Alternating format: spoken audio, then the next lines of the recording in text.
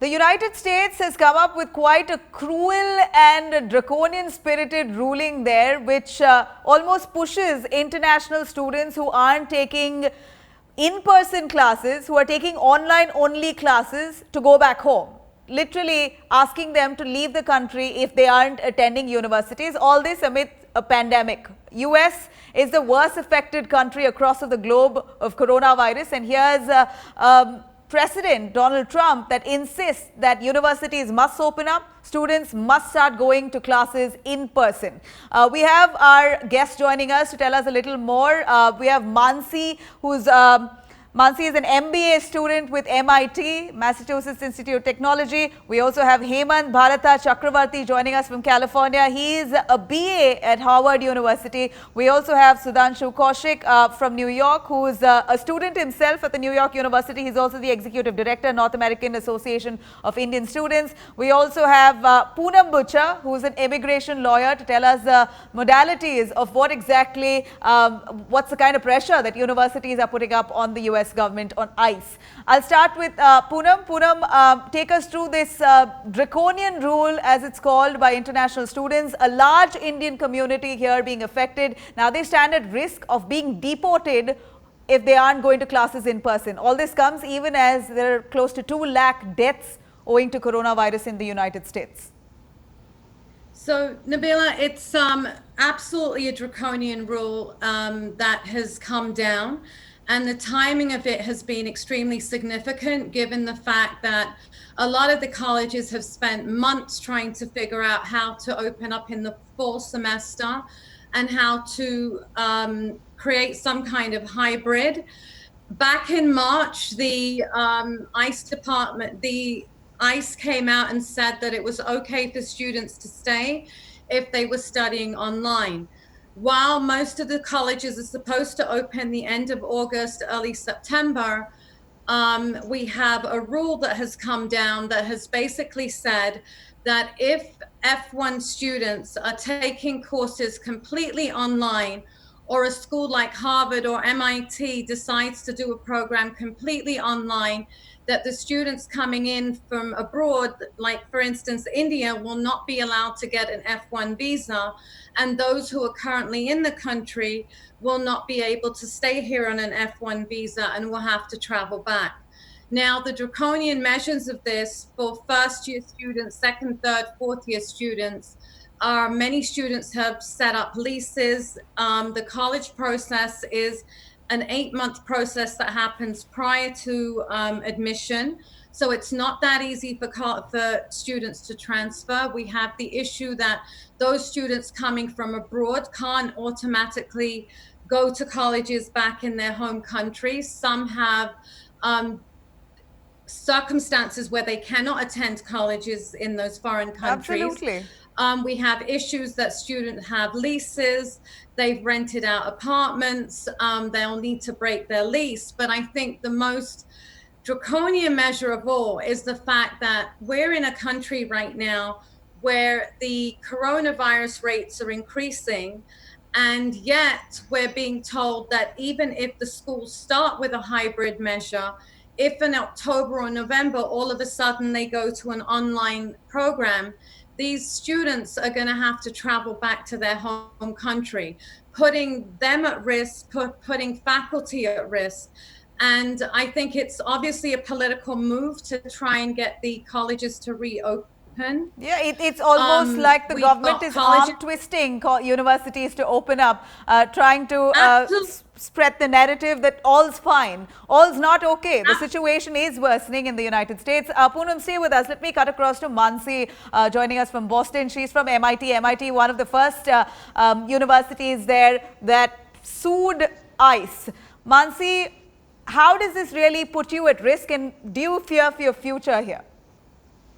You know, I think Poonam's absolutely right. I think more than the legal uncertainty of it, you know, the temporary restraining order, the preliminary injunction, I think for me, it's become more about the idea that I have to prove that I'm worth the space that I take up here. You know, something that I felt that I'd already proven by virtue of merit and by virtue of lawful means. And I think when that assumption is jeopardized, I think that is when the anxiety starts. And I think, Nabila, the more that I think about it, I truly believe that there are two Americas at play here, right? There is one America that believes in perpetuating politicization and scapegoating. And I think there is another that uses these unfortunate circumstances to speak for the silenced, not for the voiceless, but for the silenced. And I'm not going to specify which one's which, but I think these are the times where one feels uniquely proud, and especially proud to be part of institutions like MIT. True. And if I can just end with one line that I think the president of MIT ended his announcement of the legal lawsuit with, it is this. Today, our international students have several questions about their health, about their visas, and about their families. But unspoken, yet unmistakable, is one more. Am I welcome? And at MIT, the answer unequivocally is yes. And I think these are the institutions that make up that other America. And this is that other America that, incredibly tired and homesick Indians like us are sticking around for. It is the one that keeps our bank of optimism from being completely depleted. And sure. I mean, this is a dream of students, international students coming all the way to the United States, spend that kind of money, spend those hours to be on top of their game. You already have to fight that much back home, fight your families and get yourself into the United States, get admitted there, want to experience the culture, the academics, the syllabus, all of that is top notch, and you've worked towards it. Why is it that you don't have a choice to take up online classes or go there to your university in person? Should it not be a choice instead of it being slapped on you and on the universities there, that if you don't take in-person classes, you go back, get out of the country? I mean, it's not like you're coming there for free. Yeah, I do think that as tired and as defeated as we are, I think we are banking on the optimism that we have, and I think we're hoping to finally be on the right side of history. So I'm still optimistic. Fingers are crossed. Well, pressure is mounting. Let's go over to Hemant. Hemant, how hard has this been for you, considering the virus, the pandemic? United States stands the worst hit. Take us through your concerns. If you have to go attend classes in person, what are the safety measures that universities possibly have adopted already? In fact, there's no clarity on whether the universities are ready in the first place. Before the universities come up with actual SOPs and measures to ensure that students who come in person are safe, here's the government of the United States already slapping a rule that you go attend classes or go back home. Either death or deportation. That's almost what it looks like. Yeah.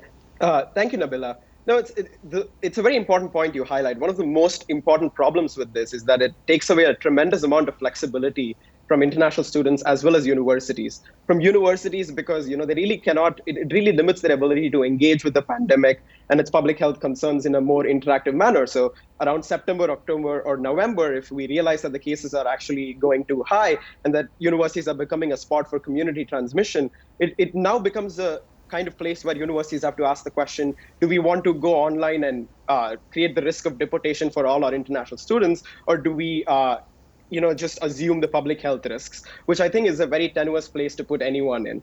But particularly for international students, I think flexibility is more important now than it has ever been, right? Because there's a bunch of concerns we're facing. Things like now that we're expected to travel out of the country, now that we're expected to leave the country by the end of the summer, where do we find the flights to do so, for instance? For instance, flights to India still haven't opened for regular operations. There's still some rescue missions that you can get onto, but not really regular flights for the number of international students who will have to now leave. Or there are concerns like, if I have to go back to a place like Brazil, for instance, why should I be forced to leave the US and go to a country that might have a far worse outbreak where I'm from? So these are the kinds of trade-offs that international students need to deal with. And it's really quite frustrating that the students who bring incredible perspectives to these Western universities are some of the most accomplished and most successful students at these universities are being used as these, almost frustrating, unfortunate pawns to make larger political decisions. I think it's quite unfortunate, for instance, that at Harvard... It looks quite aimless, not thought through, considering time zones. International students are coming in from various different parts of the world. Like, for example, India itself, Indian students, there are close to 2 lakh Indian students studying in the United States at top universities, bringing that kind of revenue. And And now with this new ruling, will have to be, if they don't take in-person classes, they'll have to be heading back to their home countries. How are they possibly going to study online in different time zones? Like it's morning right here in Absolutely. India, it's night for you right there. But what's the balance going to be like? What, do you believe that this wasn't thought through? And you're from California, you're in California there. The state of California as well is now all set to sue ICE. Yeah, no, I think universities have really been putting in an incredible amount of thought into just this question, right? What exact permutation of keeping things open, keeping some social spaces open, keeping some classes open do we try to create? But the question now is, there's this entire set of options around keeping classes online, which are, a very important part of communal interaction. They're very closely positioned. It's almost impossible to prevent community transmission in classes. So the question is just, is this no longer an option for universities? Or if so, does that mean that all the international students, a significant portion of American colleges, I think around 5% of all students in the US are international students. That's around 1 million students who are just international students in the US. So the question is just, this is a completely unnecessary addition to a trade-off. The previous question was, do we prioritize academics or public health? Now we also have to think about international students and whether they'll be safe, whether they have the ability to take a flight somewhere, whether they have the finances to do so, what happens to their lease agreements, as someone pointed out previously, and so on. It's a unnecessary move that adds a lot of anxiety for us. A lot of anxiety, a lot of repercussions as well, and that's why we believe a Trump administration there hasn't really thought this through. Legal pressure mounting on the United States, the government there. Let's go over to Sudhanshu Kaushik. Sudhanshu, you represent the Indian Students Association there at large. You've heard the voices of several of them. What's the real sentiment cutting across those students across the United States belonging to India right now? Even as legal pressure is mounting, what's the anxiety really like? Not just Indian students, Nabila. I think the question now is, it's been 5 days since this directive was passed, 5 days since we were told about what the plans were for international students. Now, in that meantime, we've had some reactions. We've had progressive stances by a multitude of universities, and yet no clarity from the administration or the universities on how this will impact Indian students or international students overall in terms of how they interact with their further education, and no clarification on what the administration plans to do. Now that's terrifying, and when we come to the response part of it, we need to obviously have constant and impactful pressure throughout this. This can't stop now that we've heard Harvard and MIT suing, or a couple of dozen universities, filing the amicus brief, or we've heard that senators are writing in. There are specific ways we need to be targeting to make sure that our pressure is actually acted upon. Just a clarification.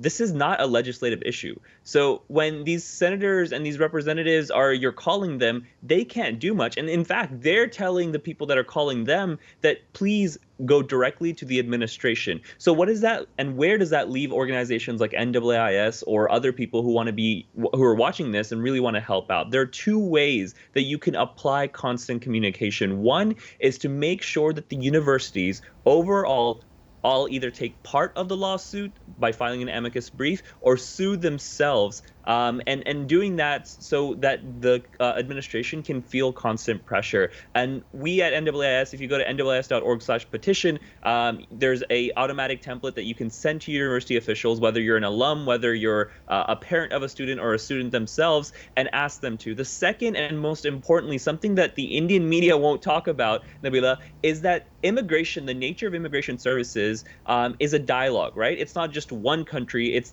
also the country that people are coming from. So when it comes to the Indian government, they have a lot of say. Why? Because you have over 250,000 Indian students studying in any given year. So look, the reaction from the Indian government shouldn't just be a reaction per se, but a constant pressure. Right now, they've laid out a statement on their embassy website. They've posted it on Instagram. But is that enough? No. If a country like Papua New Guinea, who has probably 1,000 international students coming here, would have posted that, probably enough for them. When we think about over 2.5 lakh students coming directly from India, the Indian government needs to be proactive, and Indians in India and that are watching this can also take part by pressurizing their administration, by pressurizing the government in power right now to make sure that Well, reparations the are government in power today has great relationship with the United States. Sudhanshu, do you think that's going to work in the apparently. favor of the Indian students there? We're of course, I'm zeroing down to Indian students because that's our concern right now. Do you think Trump and Modi's bonhomie, time and again that we've seen, will really put pressure on Trump to roll back this ruling? Well, I mean, I'm not sure because the great relationship I go by is the Twitter greetings that we see almost, every fortnight to each other. But other than that, where is the substantial policy diplomacy in play? Because that's a great indication of a relationship, and especially at a time when your citizens are suffering, the same citizens you love to talk greatly about, to spread about when you're doing diasporic events. They're the ones suffering right now. So this would be a true testimony of a great relationship if our prime minister can speak with the president and ensure that Indian students, specifically zeroing on Indian students, have a leeway when it comes to this. So True. I would love to see that true, friendly, great relationship in power right now for the benefit of Indian students. Right. Poonam, we're looking at legal pressure mounting from all quarters. States, Connecticut as well as California, they're now all set to sue ICE and looking at mounting pressure, asking the government to roll back. How successful do you think this legal pressure would really be? And in fact, we've heard what the US government has to say. They fired up in retort saying that American jobs are at risk from international students. Americans per se don't find jobs thanks to the kind of influx of the international community coming in. But this was the United States all about, welcoming of immigrants at large. And people are coming in on their own merit. And universities are charging that kind of fee structure. International students are actually paying up that tuition fee, 40 billion in revenue that's coming into the United States. So Nabila, I'm certainly hoping that these lawsuits, because they're coming from the American universities, and I know Judge Barrow in Boston has said that it's clear that there is irreparable harm that could be done, that is being done to the students. And on Tuesday, there is going to be a hearing as to the legalese of this proclamation that has come down. And we're waiting to hear government's arguments are. Listen, I see this firsthand. I represent companies all across India, all across the world. And the anti-immigration rhetoric that is going on in the US is going to hurt this country. We just need to take a look at the top CEOs in the companies in the United States and where they come from. They are all immigrants. A lot of them are from India. And to your point, Nabila, everybody that came here came on their own merit, and they're paying the fees, if not, more than the average student here is paying. And to not make them feel welcome, I think is really going to hurt this country.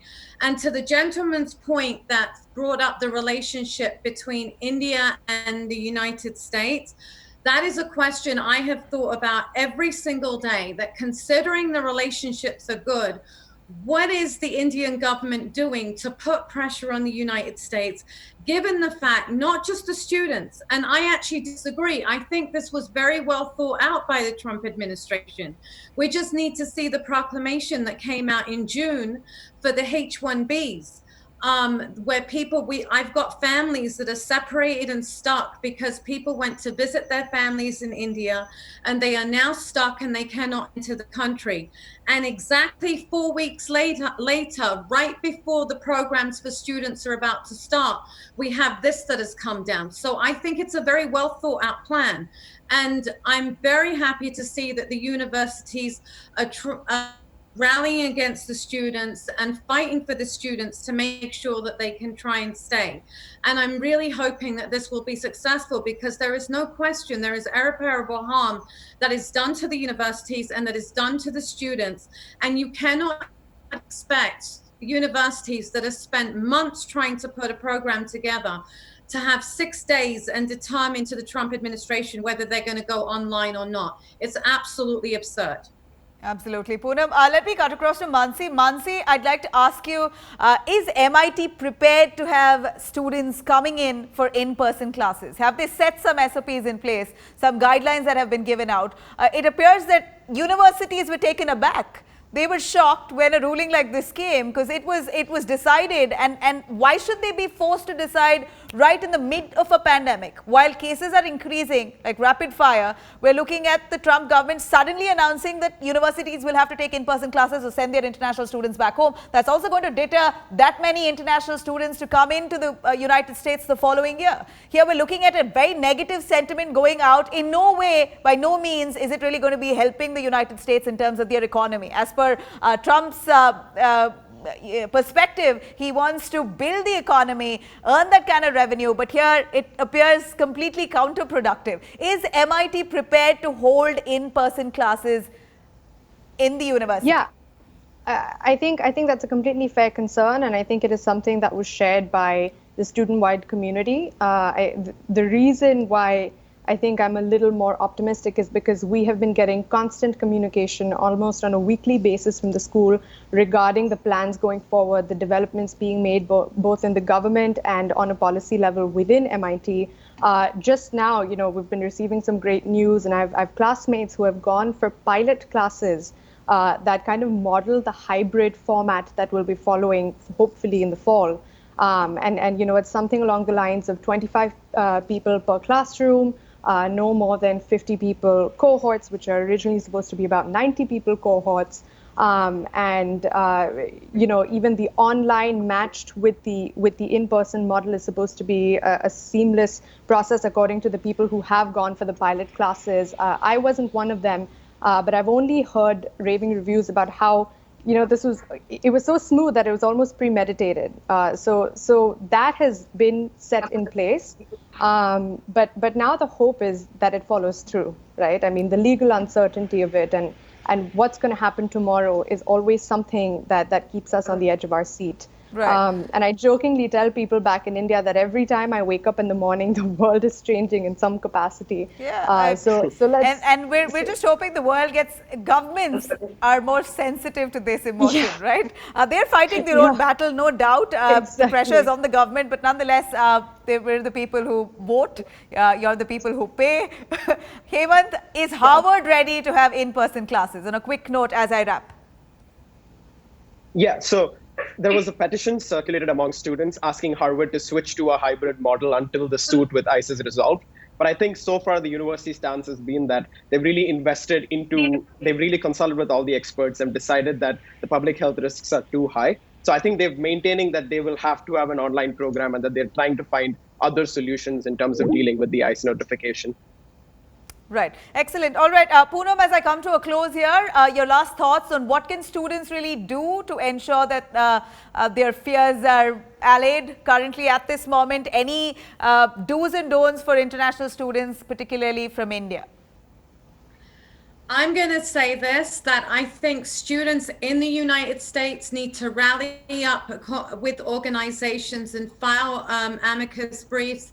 Organizations can file them. I think they need to go to their local Congress people and senators and just make noise about this. They should rally together and go to faculty and there's colleges to express the level, the domino effect, whether it's the anxiety, the leases, the fact that they can't catch flights, their public safety, their health. And I think hopefully with the pressure and the rallying, I'm hoping that these decisions will change and that the students will be able to stay. But the students must reach out to anyone that they can that can help them. And Great. I'm available to hear anyone. I've got contacts that are filing lawsuits. If anybody's interested, please reach out. Thank you. Poonam Butcher there, our immigration lawyer, our students from Harvard and MIT. Maybe collectively you all can make a change. Sudhanshu, I'll take your last word and any suggestions. All right, Sudhanshu, we've lost him on the line. But Mansi, Hemant and Poonam, thank you very much for joining us with this. We're really hoping that the United States revokes the rule, ensures that international students feel safe and feel welcome. They're paying for it. They have their ambitions. Let's hope it only flourishes. Thank you for watching. Thank you very much. Thank Thank you. You know,